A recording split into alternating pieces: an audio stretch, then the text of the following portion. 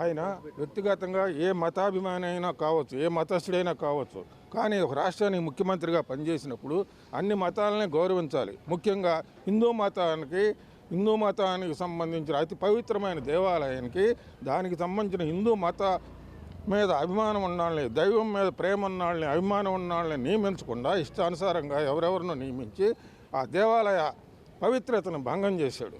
అసలు అతను ప్రజాస్వామ్య సూత్రాలతో ముఖ్యమంత్రిగా వచ్చి ప్రజాస్వామ్య సాంప్రదాయాలన్నింటినీ తొంగలో దొక్కాడు.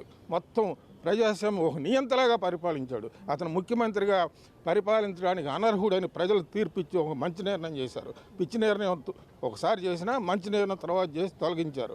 ఇప్పుడు అతను చేసిన అక్రమాలన్నీ ఒక్కోటి వెలుగులోకి వస్తున్నాయి. ఈయనతో స్నేహం జరిపిన, ఈయనతో అంటగాగిన, దత్తపుత్రుడిగా ప్రేమించి ఆదరించిన ఆ మోడీ గారు, షా గారు ఈ వ్యవహారాలని ఇప్పటికైనా రాజకీయాలకు అతీతంగా పరిశీలించి మొత్తం విచారణ జరిపించి ఈ మతం, హిందూ మతానికి ఇంత దుర్మార్గమైన అన్యాయం, ఇంత అపవిత్రం, కళంకం చేశాడు. ఇట్లా ఏ ముఖ్యమంత్రి, మన రాష్ట్రంలో అనేక మంది ముఖ్యమంత్రులు పనిచేశారు ఉమ్మడి రాష్ట్రం నుంచి, ఏ ముఖ్యమంత్రి ఇటువంటి దుర్మార్గాలకి, దుశ్చర్యలకి పాల్పడాల. ఇతను ఒక ఉన్మాది, ప్రజాస్వామ్య సూత్రాలకు విరుద్ధంగా పనిచేసిన వ్యక్తి. ఇంకా అతనికి ఈ ఐవైఆర్ కృష్ణారావు లాంటి వాళ్ళు ఇంకా సమర్థిస్తున్నారంటే సిగ్గుతో తలంచుకోవాలి. ఈ చదువుకి, విద్యకి, విజ్ఞానానికి ఇంకా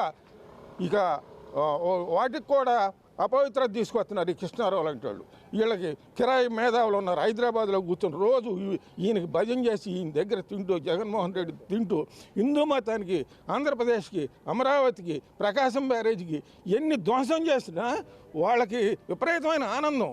psycho batch, not only Jagan, ఇంకా ఇతను సమర్థించే దొంగలు, దుర్మార్గపు కుహనా మేధావులు ఉన్నారు.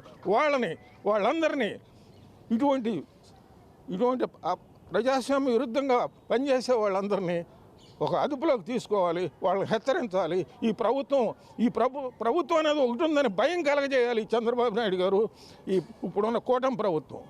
దీనికి ఆయన, ఈ కూటమికి హెడ్గా ఉన్న ఢిల్లీలో ఉన్న ఆయన మోడీ వీళ్ళు జగన్మోహన్ రెడ్డి మీద చర్య తీసుకుని ఇతను చేసిన అక్రమాల మీద అతన్ని ఇక రాజకీయ రంగంలో